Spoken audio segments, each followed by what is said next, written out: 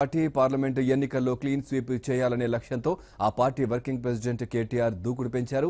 లోక్సభ జిల్లా వారీగా పార్లమెంటరీ స్థాయి కార్యకర్తల సమావేశాలను నిర్వహించనున్నారు కేటీఆర్. ఈ నెల 6 నుంచి 17వ తేదీ వరకు ఈ సమావేశాలు కొనసాగుతాయని టీఆర్ఎస్ వర్గాలు చెబుతున్నాయి.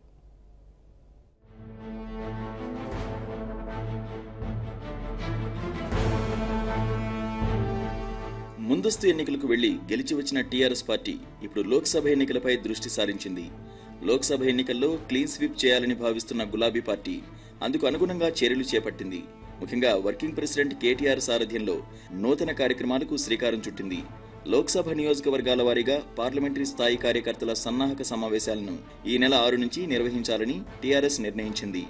ఈ సమావేశాలు శుక్రవారం నుంచే జరగాల్సి ఉండగా భారత్ పాక్ మధ్య ఉద్రిక్త పరిస్థితుల నేపథ్యంలో వాయిదా వేశారు. సీఎం కేసీఆర్ సూచన మేరకు మార్చి 6 నుంచి 17వ తేదీ వరకు నిర్వహించే సమావేశాల షెడ్యూల్ను టీఆర్ఎస్ విడుదల చేసింది.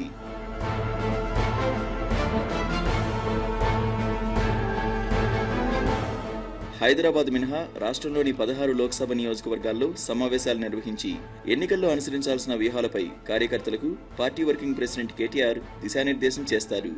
ప్రతి లోక్సభ నియోజకవర్గంలో 3 నుంచి 5 లక్షల మెజారిటీ సాధించేందుకు టీఆర్ఎస్ కసరత్తు చేస్తోంది. సమావేశాల నిర్వహణ, కార్యకర్తల సమీకరణ బాధ్యతను ఆయా జిల్లాల మంత్రులకు అప్పగించారు. ప్రతి గ్రామం నుంచి సర్పంచ్, ఎంపీటీసీ, రైతు సమన్వయ సమితి అధ్యక్షుడితో పాటు 15 మంది ముఖ్య కార్యకర్తలు పాల్గొనేలా ఏర్పాట్లు చేస్తున్నారు.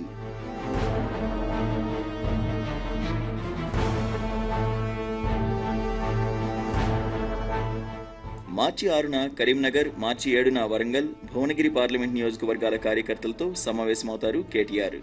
మార్చి 8న మెదక్, మల్కాజిగిరి, మార్చి 9న నాగర్ కర్నూలు సెగ్మెంట్లోని వనపర్తిలో కార్యకర్తల సమావేశం జరగనుంది. ఇక అదే రోజు చేవెళ్ల పార్లమెంట్ కార్యకర్తల సమావేశంలో కేటీఆర్ పాల్గొంటారు.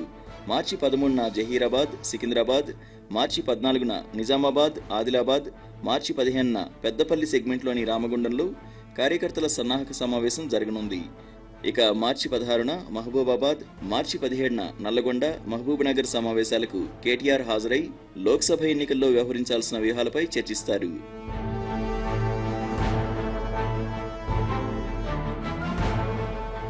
నాగర్ కర్నూల్, జహీరాబాద్, పెద్దపల్లి మినహా మిగిలిన సమావేశాలన్నీ ఆయా లోక్సభ నియోజకవర్గ కేంద్రంలోనే జరగనున్నాయి.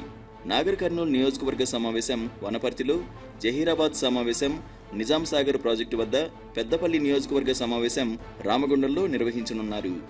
ఉదయం 10:30 ఒక నియోజకవర్గంలో, మధ్యాహ్నం 2:30 మరో నియోజకవర్గంలో సమావేశాలు నిర్వహించనున్నారు కేటీఆర్. ఇలా పక్కా ప్రణాళికతో టీఆర్ఎస్ ముందుకు సాగుతోంది. సీఎం కేసీఆర్ తనయుడు కేటీఆర్కే బాధ్యతలు అప్పగించడంతో ఆయనే పార్టీ కార్యక్రమాలను ముందుండి నిర్వహిస్తున్నారు.